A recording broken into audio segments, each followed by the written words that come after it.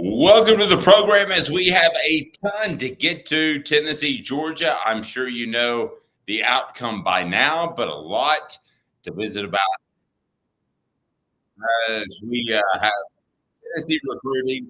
Tennessee picks up a big commitment, and we will get to that. Also on the program today, it'll be Spencer Riley. We love joining Spencer Riley to talk about the game. We'll get his thoughts on Saturday's loss against Georgia. We'll have a little bit of a blame pie to go around, top performers against the Bulldogs, and a full report card by the one, the only Caleb Calhoun that is on offthehooksports.com. And then Tyler Bray randomly takes a shot at Joe Milton. Is it more taking a shot at Joe Milton or taking a shot at the program that arguably did him wrong? Here we go. Let's get up and started with the Vols land a 2025 college cornerback, and I think it's a pretty significant pickup. Let's talk about a little bit recruiting, and we want to ask today's tough question that's on the message board. Does this weekend and what Tennessee did with the amount of recruits that they had in, is this a benefit for recruiting, or is the loss just too much to overcome? Let's start with you. How are you, Caleb, and what do you think of Tennessee picking up a commitment and having just a massive number, dozens? I saw a picture on the sideline of prospects in town. What do you make of the weekend from recruiting? We know Tennessee didn't play incredibly well. I'm good, Dave. I think the weekend actually helped Tennessee in recruiting. I think if you look at the trajectory of what Georgia has done all year, and if you look at the environment coming out into the stadium, I think it did more good than bad. Now, let me be clear. I think it could have been better. I don't think recruits in a situation like this care about whether or not you beat a team like Georgia. They know Georgia is the best team in the country, but they do care about the future of the program. And losing like that to Georgia may have given recruits cause to pause to say, okay, maybe this program isn't headed in the direction I want to be in, and maybe I don't want to be a part of that. However, I think that they're smart enough to know everything Tennessee's dealing with. They have a quarterback not fit for the system Josh Heupel's running. They're in a transition year. They've been decimated by injuries. So I think the crowd was going to have much more of an impact. And look, we called out the crowd last week because we heard that a lot of Tennessee fans weren't going to show up for this game. That wasn't the case. I mean, Tennessee fans were out in full force in this game, Dave. You saw it. The crowd was really into it. It was really loud. They did everything they could, and I think that had a bigger impact. And that's why you saw Tyler Redmond, who did commit. He's a 2025. He's a member of the 2025 class. Came out of NC. He actually is an NC State decommit, I believe. He committed to Tennessee just after seeing that environment, and that was enough for him to go ahead and verbally commit. So I think that tells you right off the bat. I think the environment outweighed what happened in the game. Smoky Mountain Red saying, I don't see it hurting recruiting that much. Now, this is one of those games that was so one-sided, especially 3 years into the Josh Heupel's program, where I would have said, no, it shows that the two programs are still very, very, very far apart. And I would have argued that it hurts recruiting because it was so one-sided, basically other than one play. So that was my ignorance speaking. I spoke to our good friend Fred White on that Sunday show with Fred, brought to you by Herald Group Security Solutions. Remember, Herald Group Security Solutions, when it comes to your workplace safety or your children's school place safety. We're working in public school, private schools now. We want to work in public schools, highly trained individual that make sure that that area is safe, and oftentimes former service member as well. Herald Group Security Solutions. Go to heraldgrp.com. So this is what Fred told me on that Sunday show.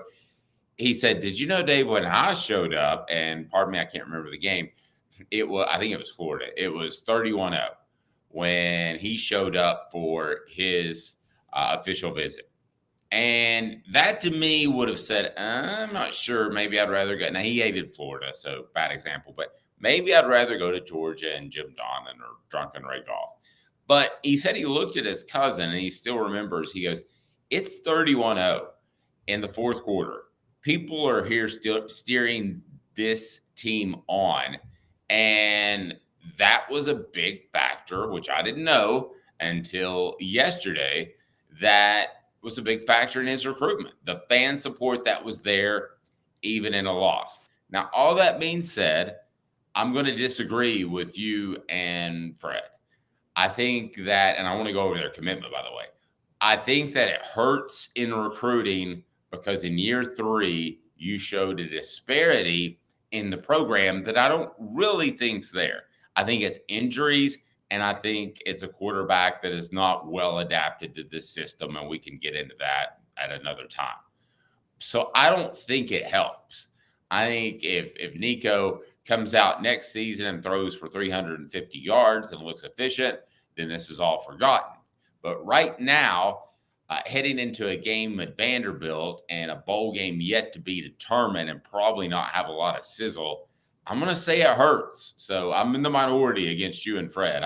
I think it hurts. I think the difference in talent would scare me if I were a prospect. If you can't get it done in 3 years, especially with the transfer portal, am I sure you're going to get it done in 2 or 3 when I'm on the field? So I get your point, and Fred agrees with you. I don't see it that way from a recruiting standpoint.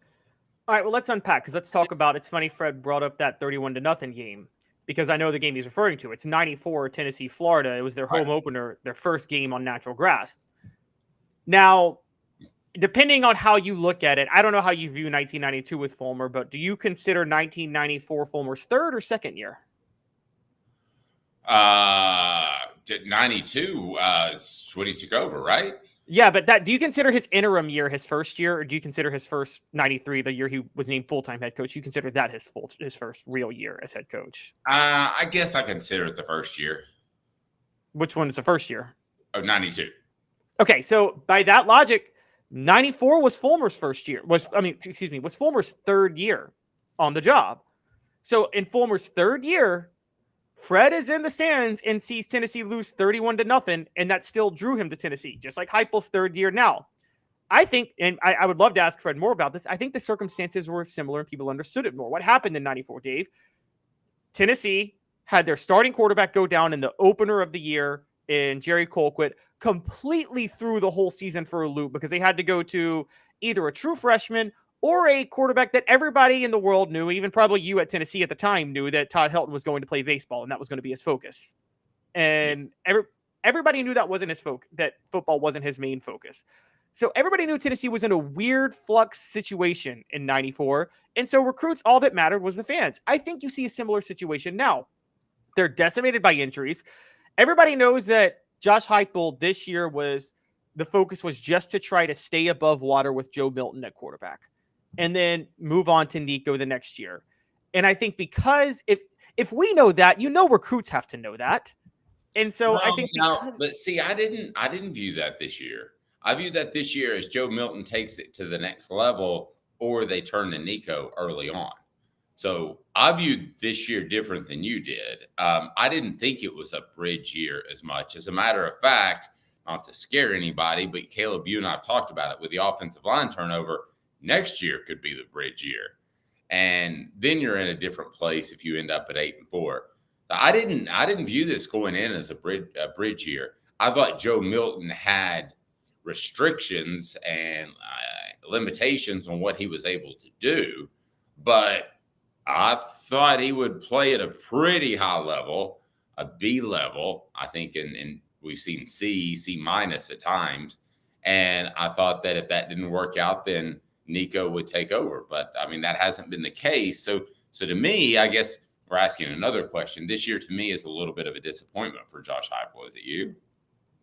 A little bit, but not enough that it would hurt recruiting with a loss like that on Georgia. I think the program trajectory is still fine. I mean, I mentioned on Saturday, Josh Heupel's doing no worse than Steve Spurrier did his third year. He's doing no worse than Philip Fulmer did his third year. Both those coaches won national championships in the 90s. And honestly, actually, he's not doing worse than Dabo Swinney did his third year. So I think when you look at those coaches, I mean, there's plenty of coaches that have had 4 losses in a third year.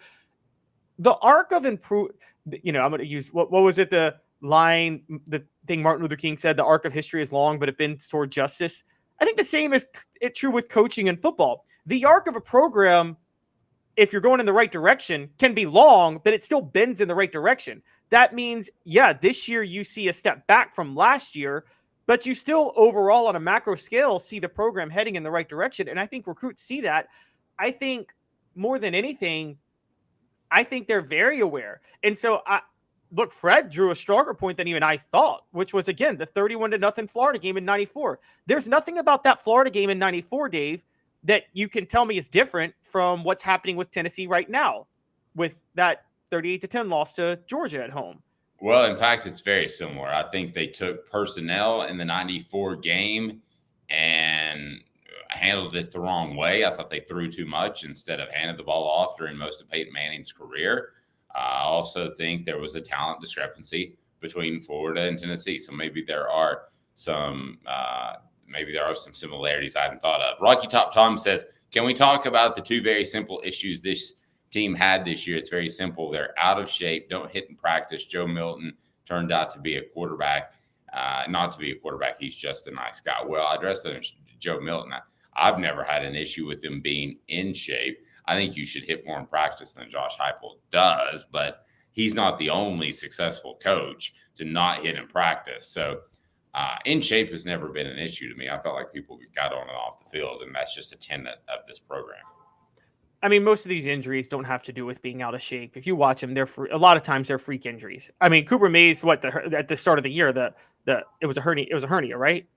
That's not a in shape, out of shape injury. That's not a conditioning injury. That's just putting too much stress at a certain point and not getting it operated on when you needed it operated on. That's not you're not conditioned up well. I haven't seen it. I mean, Brew McCoy's broken leg. That's not an injury issue. I mean, that's not a conditioning issue. That was a freak accident that knocked him out. Philly, freak tricep injury.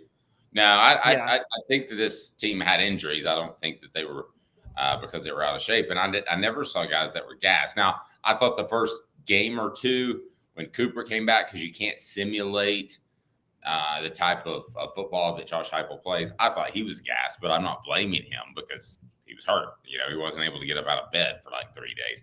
All right, let's get the report card. Blame Pie, top performers from Georgia. Last one sounds like a tall task for Caleb Calhoun, so we'll see what he was able to do there. Blame Pie. Tennessee loses to Georgia. How do you divvy up the blame Pie, Caleb Calhoun? I know that you got quarterbacks at a D-, running backs a B-, which... Wait, are you at the blame pie or the report card? Sorry. Oh, I'm sorry, report card. Report card, you've got quarterbacks at a D-, running backs at a B-, wide receiver D+, tight end C, offensive line D. So take a look at the offense for me there, and what do you think happened? What issues do you have with the way those guys play? Well, so the receivers, I think Joe Milton didn't play well. That's why I gave him a D-. He missed there were at least 3 easy touchdown passes that he missed. It was like Joe Milton from the Bowling Green game 2 years ago. I think, so I got no defense of him. Didn't get help from the receivers, though. Ramel Keaton had an easy drop. Squirrel White had a really, really bad drop at one point. Squirrel White also got blown up on a block on a screen, and then he failed to convert a first down in open space. So as bad as Joe Milton played, and he played bad, he did not get help from his receivers. The offensive line gets a D, but there's a caveat. They were starting 2 backups at tackle. I mean, and then Javonte Spraggins went down in the game. And even Dane Davis, their backup left tackle, went down. So we're talking, this is a makeshift offensive line right now. So they get a D, but again, I'm grading people how they played. It's not fair to them, but you have to grade them how they played, the ones who were in the game, even if they shouldn't have been in the game. Well, and remember, too, makeshift offensive line, that used to be back in the Philip Fulmer days, you'd pull a 4-star guy that was on the bench that wasn't quite ready. Tennessee doesn't have that depth now. So when you say makeshift offensive line with this roster, you got an issue, especially because some guys haven't continued to develop. Addison Nichols. Also Jackson Lampley, too, by the way, who got in the game and was horrible. I mean, That's fair. He, to me, is an overachiever, though. So I'm not – Addison Nichols needs to be a player next year. You had wide receiver D+, tight end C. Then offensive line D. That you could put incomplete if you wanted to on that, Caleb, because of the injuries there. Then on the defensive side, B+, A-, D+ for tackles, D- for – No. B+ for tackles, A- for defensive ends. A- for defensive ends. Sorry. Linebacker, C-, secondary and F. I can't argue with that. Kicking game a D+. Let's face it, secondary and F without Kamal Hadden, they're just not good. and Carson Beck went from that guy that's filling in for Stetson Bennett to a legit 2024 Heisman candidate. Don't be surprised if he's number one on the list. And that guy threw some scary balls. I'm going to go ahead and tell you, you are going to face a Georgia quarterback for the next couple of years, unless he goes pro early, that is very good. And I'm talking better than Aaron Murray good. I'm talking about as good as Matthew Stafford, Quincy Carter, no comparison. I'm just naming them off left and right. This guy has great ball placement. And he put it on the back shoulder a couple of times. I was very, very impressed with him as a thrower. It's the first time I got to sit down and watch him the whole time. So Tennessee's going to have to be able to score some points to keep up with this Georgia offense into the future. Yes, I agree. And I will get to naming some names in the secondary in a second. I'll stay off on that for right now. The secondary as a whole unit, though, again, decimated by injuries. And by having so many injuries, they're going to get enough naturally. I want to give a shout out because people are going to question how defensive tackles and defensive ends got a B+ and A-.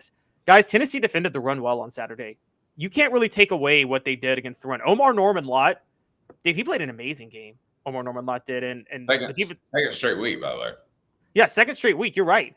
And I thought Amari Thomas played fine. Elijah Simmons is finally turning into the player you said he should be, like 2.5 years late, but it's happening. And the defensive ends, they stayed home. James Pierce, and particularly Tyler Barron. Tyler Barron did you really saw where the experience set in for Tyler Barron because he never over-pursued on plays. It's not the front four's fault what happened in this game. They did everything you're supposed to do in a game. And I think they deserve. This is 2 weeks in a row, by the way, that the front four as a whole played very well, just didn't have help on the back end, which we'll get to. But yeah, linebacker C-. Once again, weak side linebacker fine. Middle linebacker was an absolute atrocity. And the secondary was just, an F. And the kicking game is a D+ because Jackson Ross had probably his worst game of the year, and Charles Campbell missed a field goal. 55-yard field goal that Josh Heupel shouldn't have even tried. I don't know what he was doing at that point. It was like he was trying to just cut the score a little bit, but still. It was a mess. Yeah, that was strange. And somebody else told me within the program that Heupel really likes stats and numbers, which would include the final score. And I want you to do me a favor. Next time Tennessee goes into the half and they make a play, either try to watch him on the sideline, even if it's not a touchdown, but it's a 30, 40-yard play. He gets excited and is excited for the halftime interview. It's like that 50 yards means something to him. And when somebody told me that, I totally believed it because the sports information department, you follow them, which is basically the way you get your PR information out. What did they shoot out all last year? It was the most obscure stat.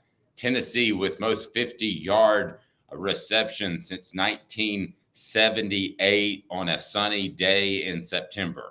There were just all these weird, how the offense was doing and how it compared to the past. Do you remember all those that we used to get? Yes, I do. Yeah, you're right. I mean, they were very specific. It's like when you used to play a video game, by the way.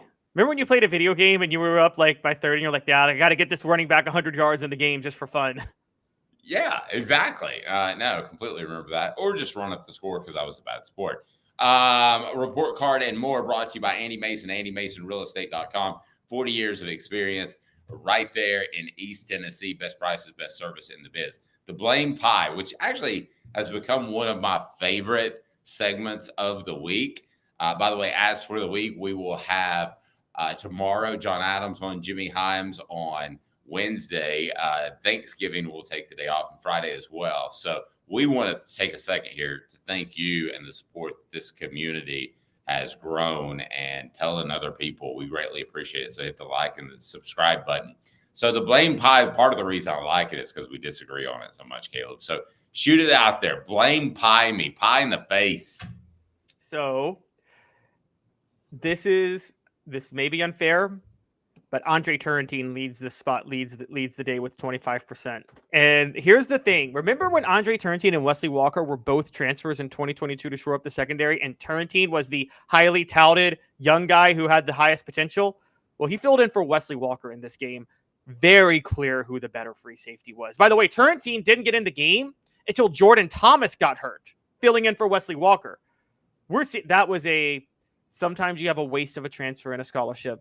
Andre Turrentine is one of them. He can't play. I'm sorry, David. Is it fair to say that? I'm not completely out on him because he's played so little, but that would illustrate your argument that he can't play if he can't get on the field. And then when he played, he didn't play well. So if I had to bet a mortgage payment, I'm with you. I would like to see the kid develop a little bit more because, correct me if I'm wrong, but he has 3 years of eligibility left. Didn't he transfer after his freshman year at Ohio State? Yeah, but it was a red shirt. But he's got 2 years. He's got 2 years after this. That's troublesome. So. Okay, so you're halfway through. He's been playing college football for 3 years, and he looked like that. Yeah. Okay. Well, that's not good. I'll take back what I said. Joe Milton III, 20%. I would look at him way different if he was a sophomore. Joe Milton III, 20% blame game. Okay. The only reason it's not higher is because so many people played bad and deserve blame for this. Okay. But let me ask you a mean question. What percentage of blame pie does Joe Milton get for the season and probably 8-4? I mean, I think Joe Milton gets up to 30%, but another 30% is just injuries. I think if Tennessee's fully healthy, they at least beat Florida. I think that, so we're talking 9-3, but maybe 30 to 40% with Joe Milton. I can't put it all on him. Tennessee had issues at receiver this year. The whole passing game. Joe Milton was a downgrade, but you lost Jalen Hyatt. Brew McCoy went down, who was your receiver to dictate coverage. Dante Thornton went down just as he was emerging. That unit together, plus the O-line injuries, I think takes up about 80%. But I can't put Joe Milton alone. If I take injuries out of it, which everybody deals with injuries, we can go back and forth on that, it's 80% to me. I think that the offense was hamstrung from the get. I can see that. Now, if you want to say injuries, I'm more like 50 or 60, 30% injuries, 10% everybody else. That's off the top of my head. I might rethink that. As a matter of fact, I might go back and write some of that today. Offensive tackles, 15%, cornerbacks, 10%, Elijah Herring, 10%, Squirrel White, 5%. I'm on the Elijah Herring. And Will Brooks, 15%. By the way, a walk-on, but he's 15%. Yeah, I'm at the point where Elijah Herring, I'm seriously considering printing up T-shirts that say like a big D and a big E and Elijah, because he needs to be playing defensive end. Linebacker's not a spot. It's the end of that discussion. If Arian Carter's healthy next year, they pick up another linebacker. They've got the Tellender kid. I could go on and on and on. Pilly's done, unfortunately. Aaron Beasley should be back. Herring should never see the field as a linebacker again, should be a defensive end. I feel very strongly about that. And you know what I do? There you are. I'm not knocking the kid. He can play defensive end. He can't play in space. He can't flip his hips and run. Is a physical element. Just like I can't go outside and run a 4.4 40. I can try as hard as I want to, Caleb, but it's not going to happen. Yeah, no, totally agree. Elijah Herring is not an outside linebacker. They finally pulled him in the second half and put Tellender in. Look, that Keenan Peely injury was another one that we just don't realize how devastating that was because Tennessee just doesn't have the depth at middle linebacker that they need yet. So that and I think Herring, like spark-wise, his first step could be a really good defensive end. I think we could be having a discussion where he's one of the better defensive ends they have. All right. So our Torchbearer Awards, Chaz Nimrod, Omar Norman Lott, Tyler Barron, Aaron Beasley, and Jalen Wright, number 1. It's tough to find a Torchbearer, buddy. Good. Jalen Wright did have a 75-yard touchdown run. Give him some credit. Omar Norman Lott and Tyler Barron actually played incredibly well. If you look, I told you about the front four. They all played well. Give them some shout outs. Aaron Beasley made a lot of plays on the back, attacking the run game. The weak side linebacker spot was fine. And Chaz Nimrod had 3 catches on that field goal drive, and he should have had a touchdown, but he was held, and they decided to not call holding because SEC officials may be working for Greg Sankey. I'm kidding, but yes. Feel free to buy the book below. Relive the greatest season in Tennessee football with behind-the-scenes stories about the 1998 National Championship team. Click below for Celebrate 98, the untold stories behind the Tennessee Vols 1998 National Championship team. And they're on Black Friday pricing. If you want to get a bundle of books to give out for Christmas, you can do that. Available in soft and hard copy, personalized autograph copies available. And I'm going to get one to our next guy, who is Spencer Riley, and always Love visiting with him. Portions of the program brought to you by Apex Apparel. Design, brand, market your way. Unique products to promote your business. Pins, hats, shirts, whatever you need. Unparalleled customer service. Go to apexapparelgroup.com. apexapparelgroup.com. So how about 2 minutes? And then Spencer Riley will join us.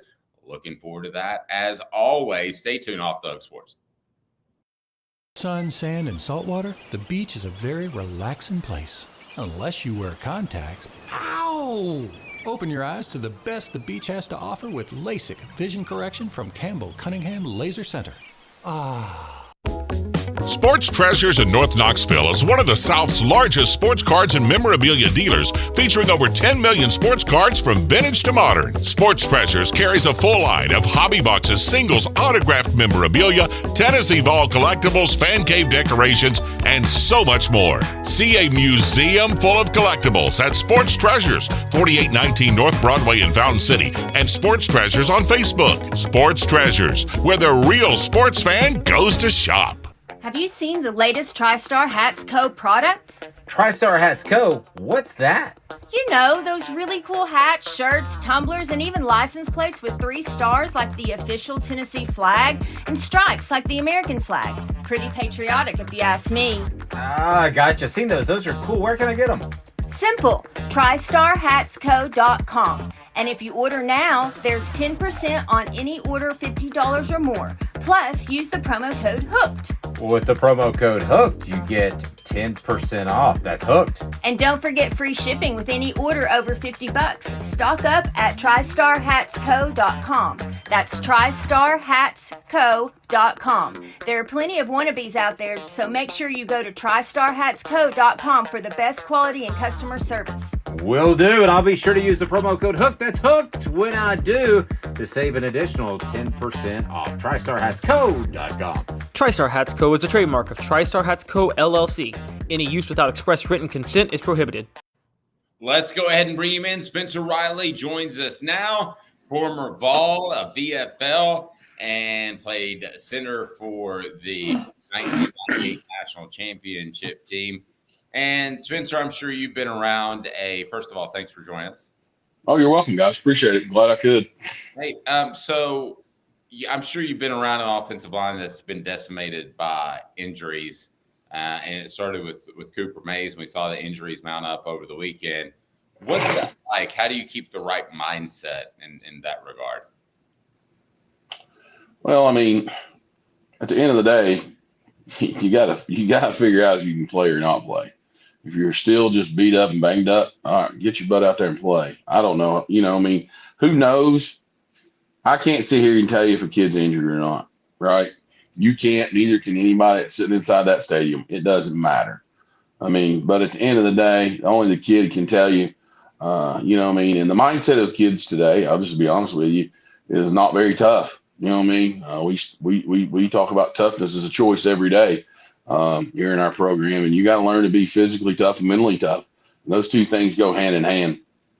You know what I mean? I just don't know at the end of the day how tough Tennessee really is when it comes down to the physical and the mental toughness of playing Power 5. You know, might as well be the JV league of the NFL every day. You know what I mean? So let's be honest with you. Well, let me get to that, because in my role as a media guy, I haven't questioned toughness or effort, and that's something I've really stayed away from unless it's been blatantly obvious. But I like to go to you guys that have played and have put it on the line. What do you think of this team's toughness and want to at this stage of the season? What did you see that might make you worry on Saturday? Well, I mean, I just see too many of the nicks and knacks, people laying on the field. Man, come on now. I mean, I was the type of guy, if it wasn't broke, I'm getting up and getting off the field. That's something I was taught from a young age. Look, if you can't walk, you physically just can't get up and get off the field, you better get up and get off the field. I mean, at the end of the day, I mean, I just don't think that they're very. I mean, there's just a lot of little things that you can see. From my perspective as a former player in the offensive line, is I don't think they're very tough. I don't think they're. I mean, just in general. The linebackers, the D line, the outside backers, the offensive line. Just in general, the whole group as a group, the mindset is not very tough. You know what I mean? If you have a team that have a tough mindset, you got a chance to be pretty good. You know what I mean? In 1998, we were a tough football team. Yeah.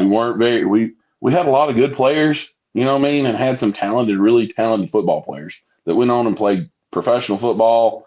But as a whole group, we had more tough-nosed players than we did anything else. And that's why we were good. What's up, Caleb? Spencer, do you think part of the toughness issue on the offensive line that you're citing, do you think some of that comes with systems sometimes college offenses run now where offensive linemen are taught to kind of direct defensive linemen to go a certain way on a block rather than maintain a block? Do you think that's part of it? Well, you're going to ask an O-line guy who runs the same type of runs that the University of Tennessee runs, right? I mean, I don't believe that is correct, Caleb. I mean, you got to be able to move people from point A to point B against their will. And we're not position blocking. We're physically trying to dominate the guy across from you. You know what I mean? And that's a mindset that you have to teach and preach every day, from the day that they get on campus till the day that they leave, as something that you have to be able to do, is to physically dominate and impose your will upon somebody at any time.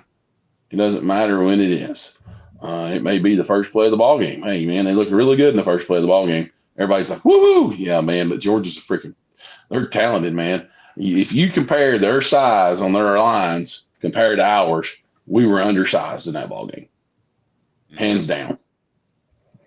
No, so still. So is that part of it? Sorry, David. I think that's part of it. I mean, I don't think I honestly sit right here and tell you right now, we don't have enough players to compete with Georgia.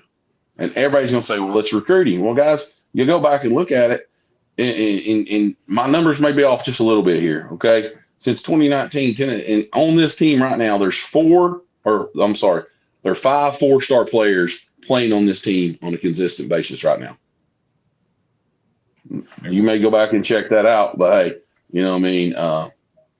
I think that's pretty close. But you know what I mean? That was given to me by a buddy of mine who went back and looked at it, because I mean, you compare the two, you're not comparing apples and apples. And I'm guessing, and Spencer, I'm guessing Georgia's probably along the lines of 12 to 14. 5 stars. 5 stars. Yeah, we ain't got but one on the roster. Am I right? Do they even have one? We have one. The quarterback, Nico. That's it, right? Yeah, and he's not even playing. Yeah. So, I mean, and should he play? No, I don't think he should play. I was listening to some talk shows this weekend. I don't believe he should play. I mean, let's just be honest with you. If you just go ahead and throw it, you lose all credibility as a staff and lose everything that you build if you just say, hey, we're going to throw Nico out there and let him play the last 2 ball games. You lose all credibility as a staff inside your program that you have built and tried to and try to do that. You know what I mean? People don't want to hear that. I'm just sitting here and tell you, you play him, you lose, and you start him, you lose all credibility in the staff, and the kids they'll leave. Wow. Hit that like and subscribe button. Do it right now. Okay. I want to ask you why you lose the credibility with the staff, because this is the cool stuff that goes into team building and team forming and team development that a lot of us on the outside don't know. It's brought to you by Campbell, Cunningham, Taylor, and Hahn. Enjoy life better when you see better. Look at me. No contacts, no glasses, local vision service for LASIK, cataract surgery, and regular eye examination, ccteyes.com, ccteyes.com. Why do you lose that credibility? Well, I think one of the reasons you lose your credibility is because you've preached the whole time Joe Milton's your guy. You know what I mean? Now you're going to sit here and you're just going to start. You've been speaking lies the whole time. That's the perception now. That's the perception these kids will take. I mean, at the end of the day, I think Josh Heupel is a hell of a football coach. I think his staff does a great job. But, at the end of the day, you got to maintain where he drew the line in the sand and said, Milton's our guy. He's got to stand on it. Yeah, sometimes we as coaches eat it. But you know what? This ain't the time nor the place to do that. Yeah, and Caleb, I told you that was said to Tennessee's football team in early August that Joe Milton was going to be the guy. Go ahead. And Spencer, doesn't it help as far as the play of the rest of the team? Doesn't it help when they know from the start of in January who their quarterback is? Even if the quarterback doesn't play well, don't they step up their level of play? Like, didn't it help you guys that y'all knew T. Martin was the guy right after the 1997 season? Well, T. Martin was our guy. Let's be honest with you. He was the best of the ones that were there at that time. And we all knew that, right? And we knew we had a very talented backfield there and a very talented group up front.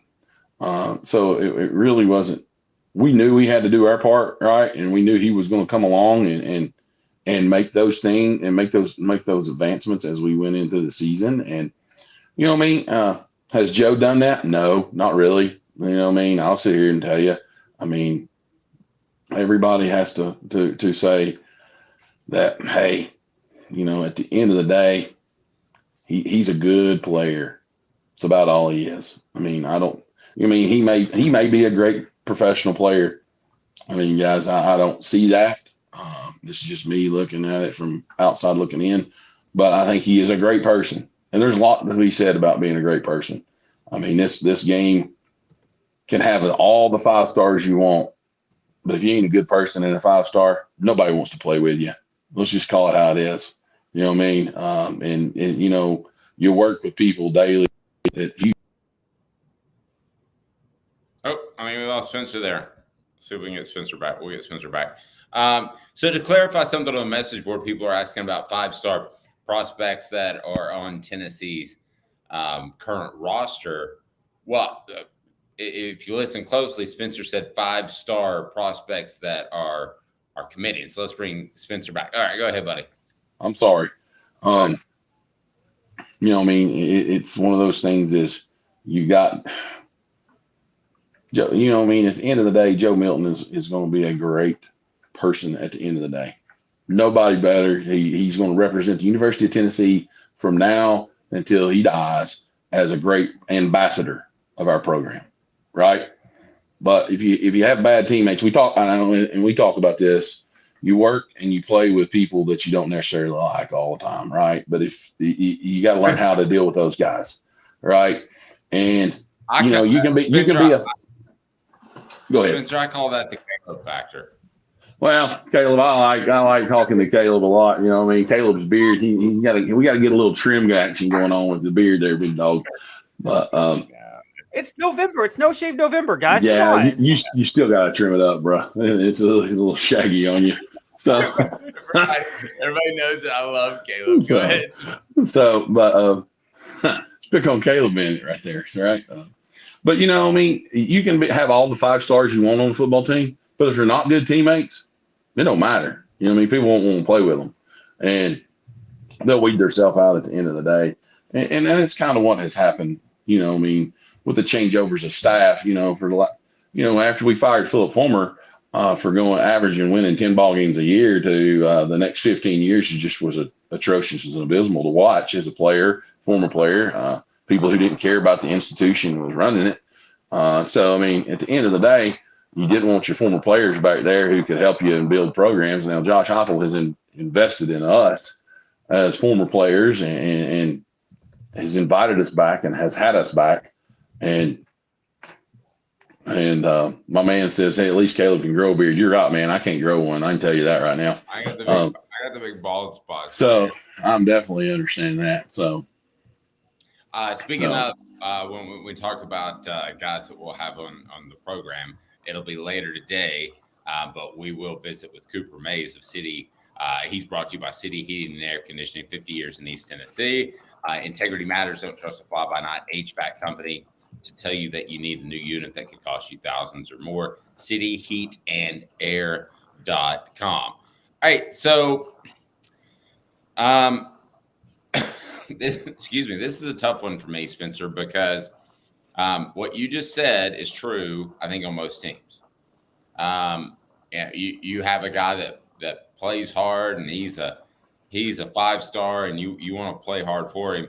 However, I have been in office situations and media situations where somebody was doing incredibly well at their job, and somebody else got jealous and kind of undermined them.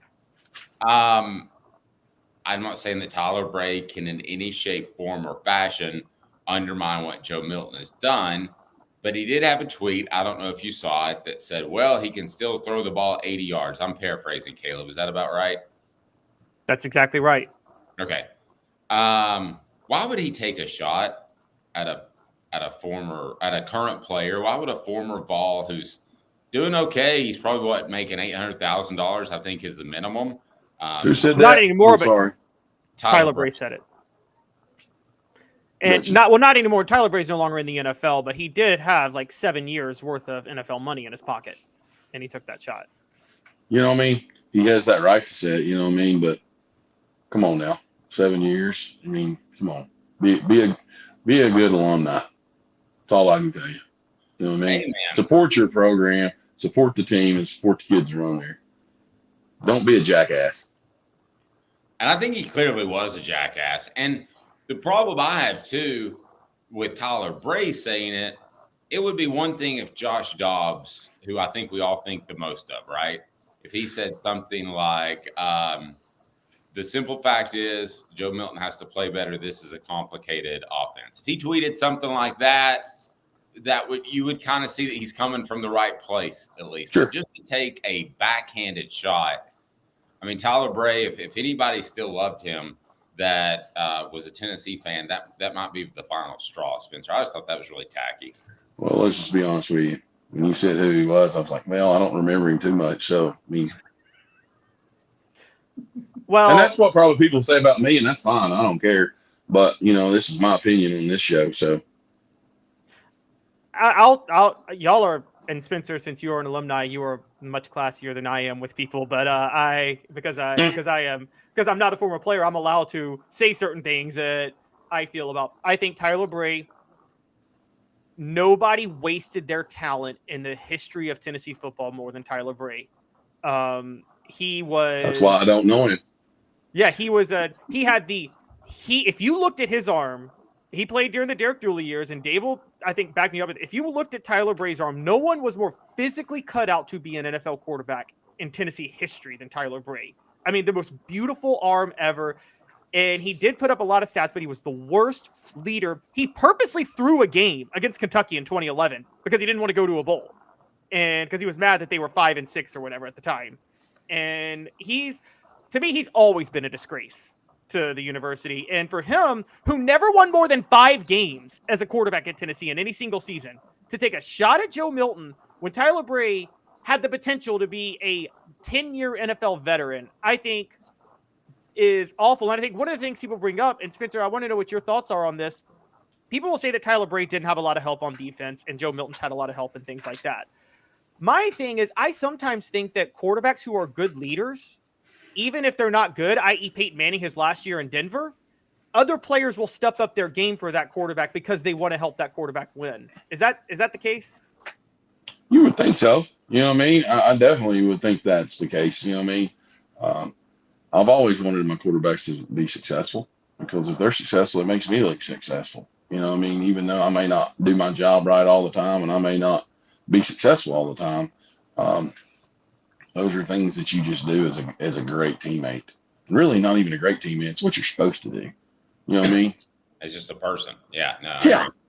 Yeah. It's just like being a good dude. You open the door for old ladies. That's part of what being a person is.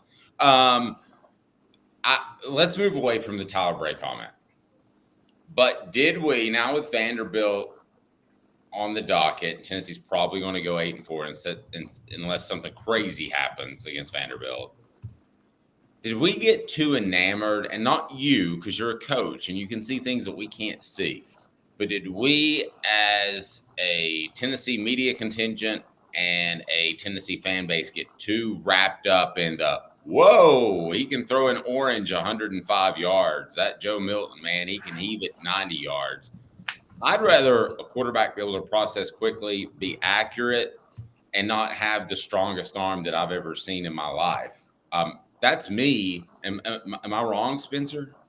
No, you're not wrong. I mean, I think he does. I think he can throw the ball forever, right? But it doesn't matter.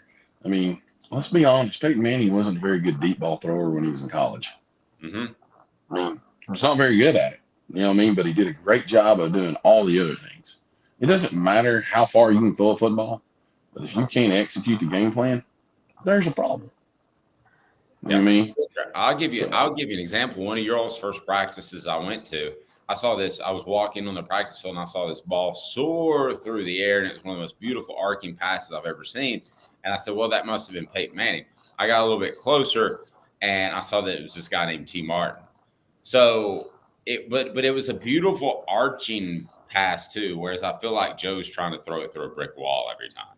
For sure. You know what I mean? For sure. I agree with that statement. You know what I mean? There's not. You can throw it as hard as you want to, but sometimes you got to have a little bit of accuracy, right? It's just like being a pitcher. You can throw it 105 miles an hour. But if you throw it down the middle of the plate, hey, 105 still gets hit down the middle of the plate. Yep. That's right. I mean, but then there's Randy Johnson, who also might throw a wild pitch every now and then just to keep the batter scared. That's okay too. That's part of the game right there. It's so weird you bring up Randy Johnson's name. For some reason, I had the thought that I would look up when he hit that bird. Do you remember that, Spencer? Oh, yeah. It exploded in midair. That poor bird never felt a thing. No. I guess is a good sign. Any concern about Vanderbilt? Tennessee they're every bit as much better as Vanderbilt as Georgia is of Tennessee, I think. I think Tennessee would really have to stumble. I do like this leadership as a whole, although I don't think it's as good as last year. I have no reason to think they'll stumble against Vanderbilt. Do you? I don't think so. I mean, they are Vanderbilt, though. You know what I mean? It's Vanderbilt. It is they are the stepbrothers of the Tennessee family here for sure. That is true. Well, I have a holiday weekend, so your book's going to be in the mail. Sweet. You're awesome. Thank Guys, you. I appreciate it. Thank you all very much for having me on the show. Look forward to it next week. Yeah, we love it. Take care, Spencer. I appreciate it, guys. Happy Thanksgiving to you and all the listeners. Yeah, happy Thanksgiving. Caleb, happy Thanksgiving, buddy. Thanks. Have a good one, Spencer. I'm going to eat like an animal. I've been on the semi-diet all year, and I'm just going to eat everything that's in front of me, and that's the way things are going to go. But I don't know that we did. Maybe you a little bit, Caleb. But I don't know that we got enamored with the arm and the physical ability like some in the Tennessee fan base. I think some of the Tennessee fan base thought it's just a natural. You have a car that goes out there and it's the fastest. And I covered NASCAR for a long time.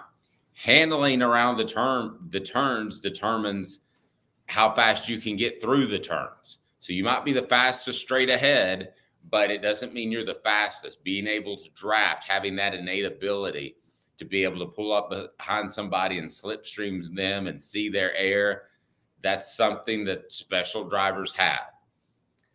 I would say that's analogous with touch passes. And I haven't seen a touch pass from Joe Milton that I can think of off the top of my head this year. Sometimes it works against you, which is that with driving, if you don't have control, operating a fast car actually makes you worse than operating a slower car would. You get too loose. Yeah. And so I agree. I didn't fall in love with Joe Milton's arm. I said the clock was reset on him. I had limited expectations for him this year. He didn't meet my limited expectations. I'll give you that. But I said the clock was reset after the Clemson game because he could throw passes. I thought he could throw passes over the middle. I knew he was going to have accuracy issues on the deep ball. What I didn't see, Dave, and I don't think any of us saw this because he didn't show much of it. We didn't realize his touch would be so bad over the middle. And I think that's what really shocked. I think it even shocked you to a degree this year, didn't it? This Yeah, season and Rocky Top Tom brought up that one-touch pass against UVA that could have been a 75-yard touchdown catch. I will give him that. And it's got to be tough for Joe Milton when he finally hits on one of those early and he feels good about it and is right in your hands in stride. And you're like, oh, crap, he dropped it. So, but you know that if you were going to build any confidence from that play, that's destroyed. On the other hand, though, that sometimes happens because this is horrible to say, but like sometimes receivers are so not used to the ball being thrown so accurately to them. So they're not in rhythm when it is thrown accurately to them. Does that make sense? I mean, I remember this is when Crompton was struggling a lot and under Dave Clawson. There in 2008, there were about 2 direct passes to Lucas Taylor in that 14-12 Auburn loss. I think you remember that, Dave. That may have been the worst game you ever had to cover. Probably the worst played game in the history of college football, that Tennessee-Auburn game. Yes. And there were 2 drops by Lucas Taylor. Most of us were like, Lucas Taylor was probably shocked the ball hit him in the hands. I mean, probably. Now, another comment on the message board. Joe Milton is built like a Ferrari in a Nissan dealership and throws like Favre. How can you not think he's a prototype? Well, Brett Favre also threw more interceptions than anybody in the history of the NFL. And I made Caleb giggle last week when I said, to me, Joe Milton is like the nicest sports car going, i.e. a Ferrari without a steering wheel. What are you going to hold on to that bar in the middle and try your best? And also, Brett Favre was actually, we're forgetting this part. Brett Favre threw it really hard, but he threw it right on the dot. I mean, if you're going to throw it that hard over the middle, you got to hit the receiver in the chest. You can't make them have to stretch out even a little bit to catch the ball. You know what I mean? Because, you got to hit him in the chest. And Brett Favre, whatever else you want to say about him, and I got nothing good to say about him. Again, I think he's a despicable human being. But he knew how to hit his receivers directly in the chest. And he was also in the chest, which is led him to sending pictures. Okay, sorry. Yeah. Hemp House, the premier hemp dispensary online with a wide variety, great selection, and strict standards to ensure you only receive the best in CBD or Delta products. They've got the Big Orange Crunch. Use the promo code HOOKED, and you will get 10% off. Use the promo code HOOKED and get 10% off Hemp House Chat with 2 T's. Hemp House Chat with 2T's.com. Much more to continue to unpack about this Tennessee-Georgia game that I'll admit was a surprise. And if you want to go ahead and take a shot at me, then I'll take it. I thought Tennessee was going to play really, really well and might win. Tennessee did not play well. They did not, and they don't have an excuse of a fluky play in the beginning, got you all out of sorts because they won the beginning. They had the 70-plus yard touchdown run to Jalen Wright. So why this team didn't play harder, guys, I don't know. I thought they had great leadership and would play well. I didn't know that they'd win, but I thought they'd play well. And it makes me feel like this group of leaders, they're just tired. They're just tired, and there was nothing tangible to play for on Saturday. Do you know how many games I've covered where the lesser team had a really, really big play on the first or second play of the game, and everybody's excited thinking they can pull off the upset, and then you realize that play was just a fluke play? The most notable one, by the way, is another game you covered, Dave. I'm going to remind you of it. Not the 2003 Miami game, the 2002 Miami game in Knoxville, when on the second play of the game, Cedric Houston has a 76-yard run and gets down to the 4-yard line. And that's the only play Tennessee has the rest of the game. I mean, to me, the red flag of that play was the fact that Cedric Houston didn't even score a touchdown. Miami caught up with him on that play. And that's where them catching up with him was where you saw how much better Miami is talent-wise. I kind of got the same vibe with this Jalen Wright touchdown run. I didn't even remember that touchdown run against Miami. I knew that was going to be a bludgeoning from the get because that's one of the best football teams I've ever seen in person. It's funny you bring that up. I don't even remember it. It wasn't even a touchdown run. He had a clear path for a touchdown, and I forget the safety caught up with him when he was 7 yards ahead of the safety for a touchdown. The safety called up, and then when I look at that, I'm like, oh, it's over. I knew it was over then because I'm like, if they can catch up with Cedric Houston on this, there's no way Tennessee's winning this game. Travis says, I think this is the second most disappointing season in my life. Wow. I would take 99. Yeah, I would take 99 Tennessee. I would take 97 Tennessee because 99 was better than 98. I would take 97. because they had Peyton Manning and they They were won on the same. SEC in '97. They Yeah, didn't win the SEC. So I can't yeah, but say they didn't that's win the national title. I think you wanted Peyton to win that. I thought it was disappointing. I remember being at that SEC championship game thinking, man, this is a shame that he's not going to get to play for a national title. So that was disappointing to me. I guess I'm just talking personally. 2001, to make it to the SEC championship and not advance and play for the national championship, that was disappointing. Rocky Top Tom says 97, 99, 2001, 2003, 2008, 2016, 2017. Okay, so what I want you to do, Caleb, is I want you to let those soak in. I'm going to come back and I'm going to ask you if you think those seasons are more disappointing. Because I just, maybe it was my expectations that I doubted Joe Milton from the get, but I didn't think Tennessee was going to come out and win 10 games again. I just didn't. And if this is a bridge year, that's fine. I think the bigger concern is 2024, a bridge year, especially on the offensive line. That's where you're suddenly in the, hey, you're winning 8 games a year sort of thing. And that's what Tennessee does not want.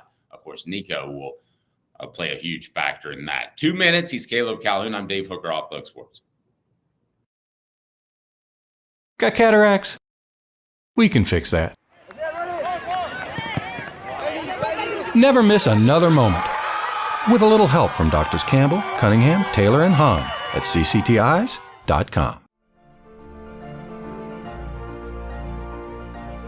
Hi, I'm Rick Terry, and we at Rick Terry Jewelry Designs pride ourselves in the highest quality craftsmanship from a family-owned business here in Knoxville for over 35 years. At Rick Terry Jewelry Designs, we also take pride in being an affordable option for all your game day accessories, especially those fire opals. At Rick Terry Jewelry Designs, we want to be your jeweler every day and especially on game day. Go Vols! Hi, Mike Davis here with City Heating and Air, reminding you to always dare to compare. Our team provides quality local heating and air service, installation, and maintenance across East Tennessee. We use only the best equipment like American Standard heating and air conditioning for your residential, new construction, or commercial needs. Honesty, dependability, and customer satisfaction have been the cornerstones of our business since 1961. City Heat and Air. Dare to compare. These mountains hold and defend a spirit far better than moonshine. A drink that holds flavor, that becomes necessity. A hard cider made and relished by folk who are as hearty as they are legend. A refreshment that can only be found in one place, with a taste that makes you say, give me 3 bottles of the good stuff. Tennessee Cider Company, where necessity can be found. Man, it's all over the place on the message board. Some saying we lost to Georgia State. Nothing was more disappointing than that. Travis says 99 was the most disappointing season before this one. We beat no one this year. Just a really bad Kentucky and A&M team. Let me offer 2 things on that. And you lost a really bad Florida team. If you want to break down game by game, I see where Travis is coming from, especially with the expectations. But the years were mentioned, 97, 99, 2001, 2003, 2008, 2016, 2017. Which of those seasons were more disappointing that the 2023 campaign will become? I'm not going to say 2001 or 97 because they finished in the top 5 in 01. As bad as that LSU loss was, they still finished in the top 5. And I'm not going to say 97 because they won the SEC championship, which is your ultimate goal. I could go with 99, but they still finished in the top 10. 2016, definitely. They were supposed to win the East in 2016, and now we're seeing the NFL. They had Josh Dobbs, Alvin Kamara. Jakob Johnson is playing well in the NFL right now. Jawan Jennings, and they couldn't even win the East, and they finished 9-4. And Butch Jones made it sound like they won a national championship by doing that. 2017 is the worst team in history. Those seasons were left off. There are 2 seasons that stand out, Dave, that are worse, that everybody's getting wrong, and it's 2002 and 2005. 2002, Tennessee started out the year ranked number 5. And that was kind of like this year, Dave. Remember all the injuries that hit 2002 that year where the injury bug just bit ridiculously? Clausen's junior year, the year Washington came back. Washington goes down for the year. But then 2005, guys, Tennessee starts 2005 ranked number 3. And they go 5-6. Now, you tell me, Dave, I look back on that and I think it's not just they underachieved. They never should have been as high as number 3. They were overrated going into the year. But They still were number 3 and went 5-6. That's the most disappointing season in Tennessee history. It's not a close second. 2005 is the most disappointing, underachieving season in Tennessee football history. Nothing comes close. No, I'll agree with that. All right, so let's look back over the weekend because the college football playoff is starting to take shape, and I think we're getting a pretty good idea of who's going to be playing for a championship. And then Jordan Travis with just a terrible injury, the Florida State quarterback. Listen, there are two things going against Florida State right now. It's that they lost a heck of a player, and if the college football playoff is anything like the NCAA tournament committee, they're going to hold the Jordan Travis injury against them, right or wrong. Yes, but they shouldn't. I think if Florida State wins out, you have to put them in the national title or in the college football playoff. Not only should they not kick them out for that, Jordan Travis should still be going to New York. Hendon Hooker should have been in New York last year. I don't care that Hendon Hooker got hurt. It was ridiculous that he wasn't in New York. Okay, but let me play devil's advocate with you. Tennessee was the last team out of the NCAA tournament in John Higgins' senior year. I was told by somebody in the room that they were literally the 65th team when they had 64, and part of it was because of his absence. Then you have, and I know I'm talking basketball, okay, Caleb, but you have another situation where who's the big post player that was so good for Cincinnati that fell back around the elbow and broke his leg? Like Kenyon Martin? Yeah, Kenyon Martin. Also reminds me of the rapper. Do you remember? He looks just like a rapper. Method Man. He looks just like Method Man. Okay, that's just throw that out there. Washington proves itself. Oregon can assure Pac-12 in college football playoff. And I think number 3, which we all saw firsthand, Georgia establishes its dominance over college football. So if you were doing a power ranking, not just based off what they've done, but the eye test, which I know gets us all in trouble, it's Georgia number 1 with a bullet, right? We're going to get to that. Oh, power ranking. Yeah, Georgia's probably number 1. Yeah, Georgia's number 1 power ranking. I mean, people that question their schedule, they just beat 3 straight top 25 teams by 9, 35, and 28. Are there any more questions about Georgia? I don't have any. Texas, a thorn in Alabama's side for the college football playoff because of that win earlier this year. Texas is going to be a thorn in Alabama's side for the foreseeable future in any team that they play. And I see them at the worst being an Ohio State top program. Maybe they don't have the coaching to actually win a championship, but they've got the talent and coaching to get there year in and year out. So that's going to be a tough matchup for any SEC Texas. Yeah, so the reason I say Texas is thorn, though, is Texas is not one of the 4 best teams in the country.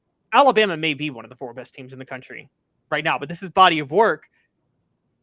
This is where body of work versus who's better comes into play. Texas beat Alabama. They both have 1 loss. So if you're the playoff committee, you can't put Alabama in over Texas if they both went out, right? You just can't. And even though you know Alabama's better than Texas, so it would Alabama at Alabama. That's why they're a thorn. And so what do you do if you're a playoff committee voter, Dave? When you know for a fact Alabama's the better team, but they both have 1 loss and Texas beat Alabama, you're voting Texas to go in, right? If you're a committee. The same way I would have voted Tennessee last year over Alabama. Yes, I think head-to-head is the ultimate determining factor. Do I think Alabama's a better team? Yeah. And also, if Alabama gets in, everything you've ever said about the power Nick Saban wields, that will become the biggest story of college football because that'll create such an outcry on a national scale. I don't think the playoff committee wants to deal with that. If they play 10 times, I believe Alabama wins 7, but I think that Texas would get in based off the head-to-head. So more news from the weekend as our SEC begins to really come into shape. We talk about Alabama and Georgia, but then Louisville just won't go away. I don't think they're one of the top 8 teams in college football, but they won't go away. Thoughts on the Cardinals? They keep winning. They keep on winning. They got 1 loss. And Dave, they're number 9. What happens if, so this is where it gets really crazy now. Louisville plays Kentucky this weekend. I think most of us think Louisville's going to end up winning that game now. If they win that game, they're going to play Florida State without Jordan Travis. If they beat Florida State without Jordan Travis, you're all of a sudden talking about Louisville flirting. They win the ACC. What happens if a bunch of other things happen? You could see them make the case to say they belong in the college football playoff, which would be crazy, but it's possible. Good. College football playoff chaos scenarios. What do we want if we want chaos? All right, so here's a crazy one. So Washington's going to beat Washington State this week, and Washington State is bad, even though they blew out Colorado. I think Colorado has just quit on the season. It's something you said. Deion Sanders is a great coach when things are going well. He is not good with it. He's not a good coach you want when things are going bad. That's what I've learned about Deion Sanders. And so I don't really read too much into that. So Washington's going to beat Washington State. What if Oregon loses to Oregon State? There's going to be a 2-loss team playing for the Pac-12 title against Washington. And what if that team upsets Washington? Better yet, what if the winner of Michigan-Ohio State goes and loses to a 2-loss Iowa in the Big Ten title game in a freak upset? And I mean, we're talking, what if, by the way, after losing to New Mexico State last week, and we're going to get to this in a minute, talking about the SEC, but what if Auburn just shocks the world and beats Alabama, and then Alabama goes and beats Georgia in the SEC title? I mean, there are some real, that's a rivalry game, and it's at Auburn. There are some real chaos situations that the committee is praying won't happen. Yep. As far as the Heisman race, Bo Nix, I mean, it's going to be so weird that he's even going to be on my ballot, because when he was at Auburn, I didn't think he'd hit the broadside of a barn. So there's hope for you, Joe Milton. Jaden Daniels, number 2, according to Caleb. It's going to be really hard, though, for those two players to beat Michael Penix.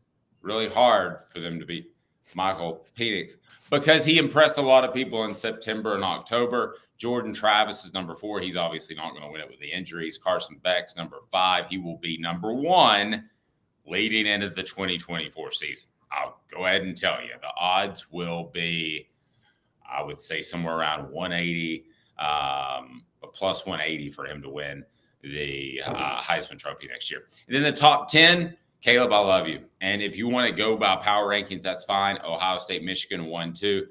I said Michigan's the best football team based off eye test all year. I think it's Georgia. And I think Georgia is going to win the national championship. And then you have Washington, Florida State, Oregon, Texas, Alabama, Penn State, Ole Miss, Lane Kiffin hanging around. Yeah, so a few things. First, to the Heisman thing real quick.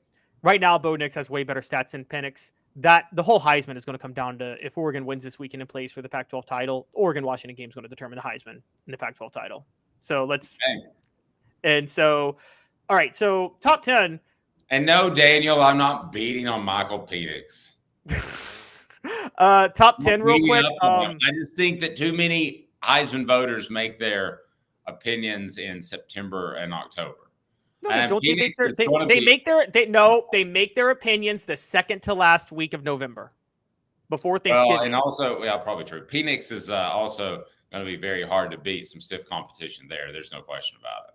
All right, so top 10, Ohio State, Michigan have higher ranked strength of schedules than Georgia. That's it. That's all I need.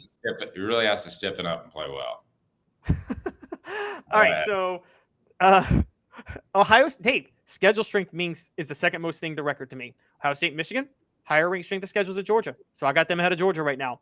Washington 4th, Florida State 5th. Oregon, Texas, Alabama are the 3 1-loss teams. Notice, Dave, I put Penn State and Ole Miss ahead of Louisville. Do you think I was wrong for that? Even though Louisville has just 1 loss and the others have 2, I just think Ole Miss and Penn State, let's be honest, they've played tougher schedules, and this is a power ranking thing. Penn State and Ole Miss would beat Louisville on a neutral field, probably, right? Agreed. And lastly, I just wanted to bring up Lincoln Riley is in trouble. Okay, now I want to get to that. KOW says, I think Hook has Penix envy. Never. Rocky Top Tom says, all of this is why we shouldn't name a title winner or a Heisman winner until after bowl season. Amen. I know that's not the way it used to be. Don't remind me, Caleb, 100 years ago. But I don't know that Lincoln Riley's on the hot seat. I have a theory. Are you ready? All right, I'm listening. Lincoln Riley is ready to be on the hot seat.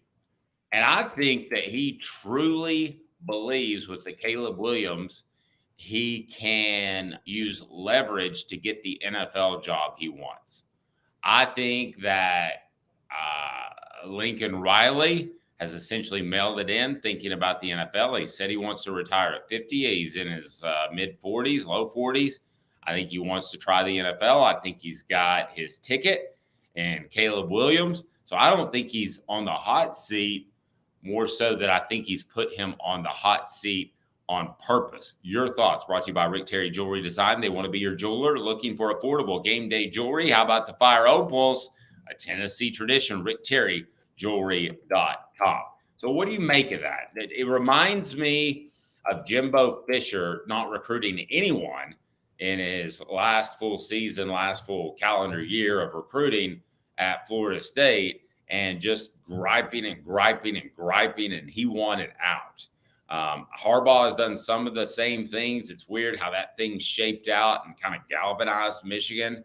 But I think Lincoln Riley got a little taste of that LA, and he's ready to roll on. Here's where it's different. Quite honestly, Jimbo Fisher had won a national championship. Amen. And so he had a lot more leverage. Plus, everybody knew the scandal with his wife. And so it was kind of a known What thing. was the scandal with his wife? I don't think I know that. Allegedly cheated on him with a former Florida player. A Florida player? Florida, not Florida State, Florida. Yeah, I think it was it Travis Taylor or Travis McGriff? It was one of the Travises that played in Florida. It was either Taylor. Boy, it'd be really salacious if it was Tim Tebow. I would. That'd be great. I'd be like, stop the show. So that's the best part about Jimbo was the salary. He got it all after he divorced his wife. So his wife doesn't get any of this buyout, and she's mad about that. And so, I guess that's the wrong thing to do morally, but I guess his wife looks pretty good if she's able to pull college athletes, right? I mean, can you pull up a picture of Jimbo Fisher's wife? I want his ex-wife. Oh yeah. Well, I would think. I wonder if she was sharing any secrets or just sharing other things. Sports Treasures carrying over 5 million sports treasures and so much more. Follow on Facebook for the best sports memorabilia, daily updates. Go to Facebook and follow them at Sports Treasures TN. That's Sports Treasures TN, and they send out daily updates that are absolutely awesome. Can we pull up a picture of Jimbo Fisher's wife? I'll go ahead and yeah, pull she that doesn't up. She doesn't look too happy with him, and this may have been a telling sign. Oh, sorry. Wow. I would think a Florida football player could do better than that. No offense. Well, Maybe hey, at the end, I mean, probably, but that's an ugly picture because she's not happy and not smiling because she's not happy with Jimbo. But back to the point with Jimbo, I'm trying to say that Lincoln doesn't have the cachet, and nor does Caleb Williams anymore. Like, do you think? Like, I think the people. Well, Jimbo Fisher was. I think Caleb does. Title. I don't think Lincoln Riley does. I think Caleb does to say, I'm not going. Let's just pick a team. Bears are probably going to have the first pick. Is that right? I would think it's Arizona. Okay, let's say Arizona. Arizona, I think you have the leverage to say, I'm not going to go to that program, and then Lincoln Riley can tag along with me. And if you don't like it, I'll go back to USC. I'll make a good amount of coin when it comes to NIL money, and I'll be just fine. That's what I see happening with Lincoln Riley. I could be wrong, but I've talked to some NFL people about that, and they think that is something he's shooting for. Let's get to SEC power rankings. We did get off topic talking about the looks, I guess, the aesthetic beauty or lack thereof of Jimbo Fisher's wife. So we don't need to stand on that. SEC power rankings. Let me just go ahead and start. Is Georgia number one as I pull it up on offthehooksports.com? I don't have it up yet. I'll have it up this afternoon. Sorry. Okay. So Georgia's number one, right? Georgia's number one. They actually took the spot back from Alabama, who I had at number one for a couple of weeks because Alabama had just been looking so good, even though Alabama had a loss. But Georgia's back to number one because of what they've done. And Alabama's number two. My controversy is I've moved LSU up to number 3 and Ole Miss to number 4, even though Ole Miss beat LSU. But I think right now LSU is better than Ole Miss, honestly. Probably so. I think Lane Kiffin is the type of coach that has a couple of surprises early in the season. I think that Brian Kelly's teams continue to get better fundamentally. So I wouldn't have an argument with that. 2 weeks ago, maybe it was Ole Miss. Now it's maybe LSU. I could see that. Yeah. Number 5, I've got Ole Miss and LSU both ahead of Missouri.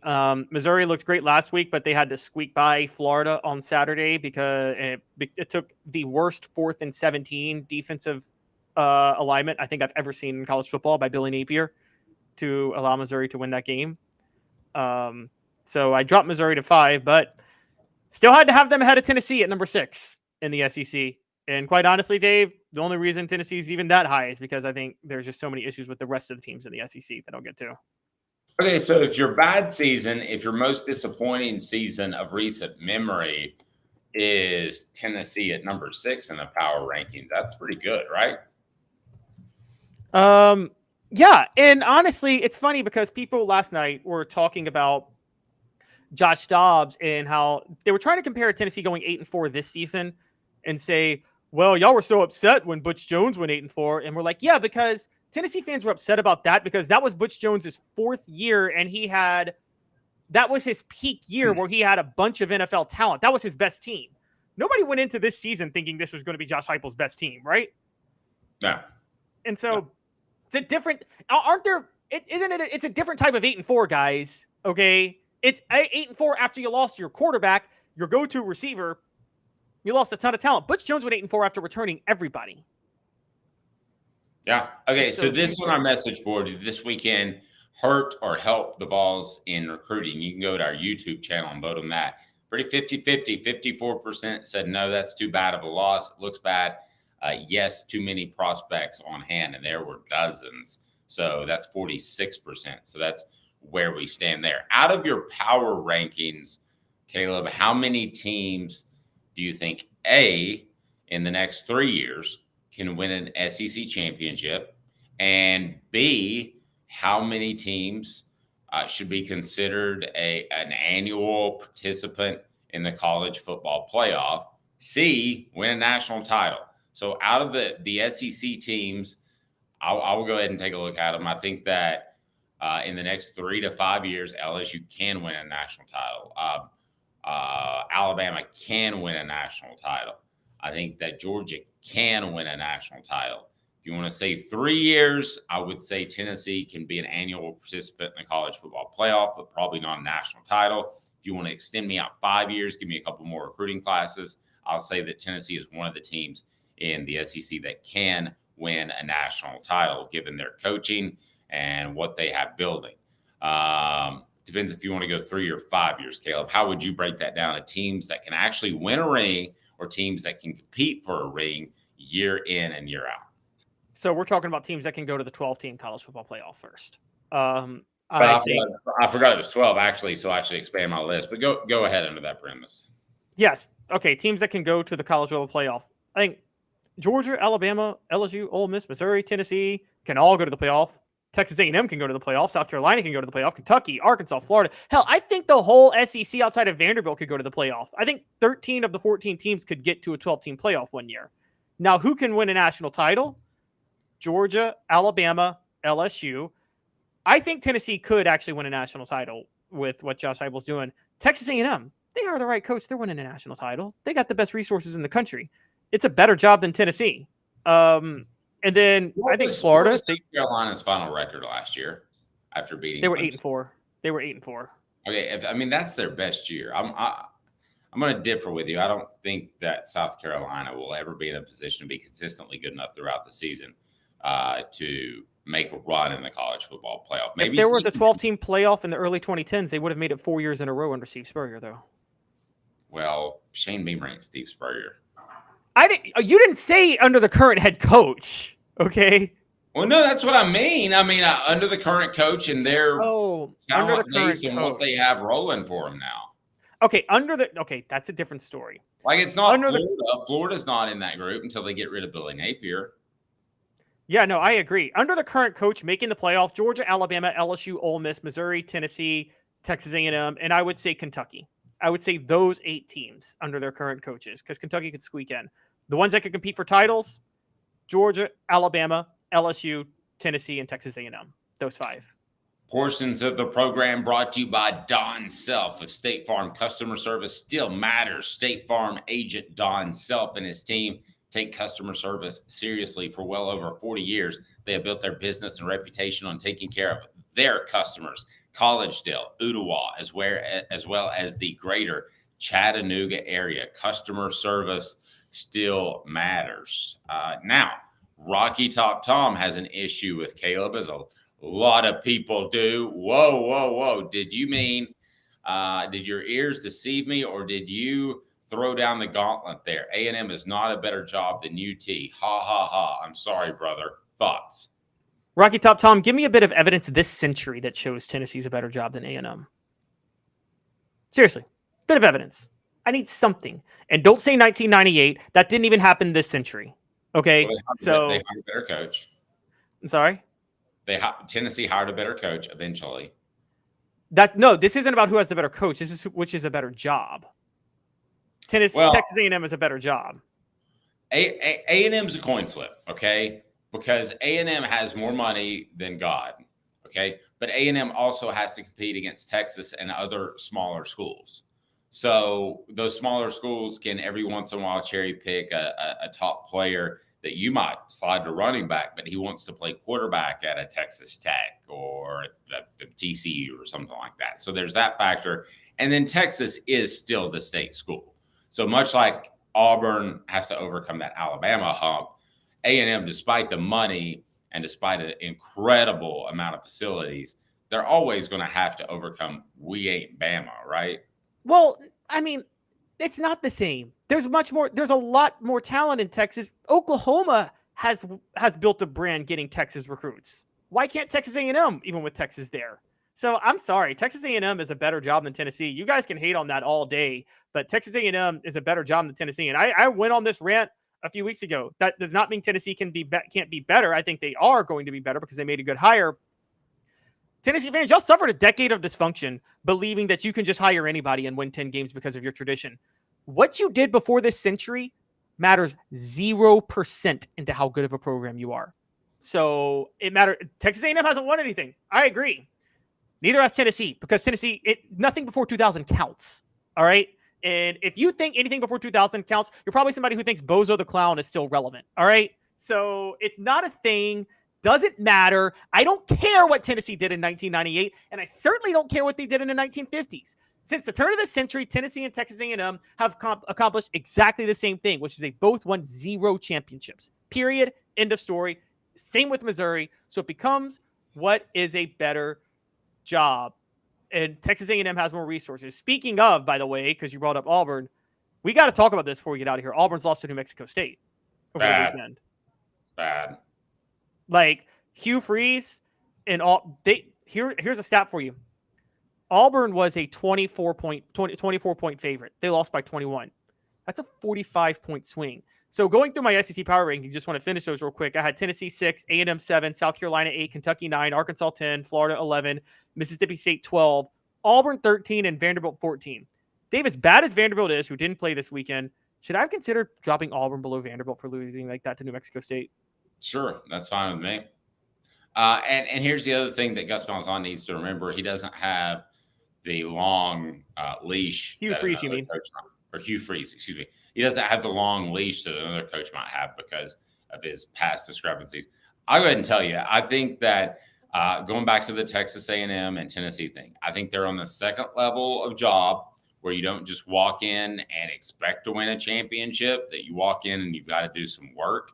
I think places like Georgia and Alabama and what they've turned those two programs into are those programs. I thought that Notre Dame was that 25 years ago. I don't think that anymore. But I think there's a second tier of you've got to have some good fortune and you've got to have some good success in recruiting. I think Texas A&M and Tennessee are on that plane. If I was a coach asked to be the head coach at Tennessee or Texas A&M, I would take Tennessee. So you and I differ there a little bit, but it's not night and day. But they're in the same tier, you would agree, right? They're definitely in the same tier. So the reason Tennessee's had more success, even if you go back through history, is Tennessee has had, I guess you would say, better management and better luck. if anything else. And quite honestly, yeah, I think Tennessee's in a tier with A&M. I think Notre Dame is in that tier, and Michigan's. I think Notre Dame's a tier below. Notre Dame is not even Notre Dame may be the worst job in college football. I'm just going to be honest with you guys. But Michigan's in that tier. Challenging. It's the only school that a head coach has no say over discipline and no say over admittance. Yeah, that's ridiculous. Those are two big things. And also, so Tennessee is on the level of Michigan. Tennessee and Michigan are similar jobs, along with Texas A&M. I think Michigan has that same problem, where Tennessee and Michigan have the issue where they both think, for the longest time, Michigan still thinks this, that any coach can walk in and be a championship. No, you're not Ohio State. You got to think a little bit more creatively. Boy, everybody hates Texas A&M. Maybe we'll do this again tomorrow. He's Caleb Calhoun. I'm Dave Hooker. This has been a presentation of Off the Hook Sports. Coming up later today, we will have the Vol Report with Jacob Warren. We'll also have the Vol Report with Cooper Mays. The reason they're not up now is I'm told it was a pretty hectic day around the football program on Sunday. You can see that Sunday show brought to you by Herald Group Security Solutions. It's right now on the page. So he is Caleb Calhoun. I'm Dave Hooker. This has been a presentation of Off the Hook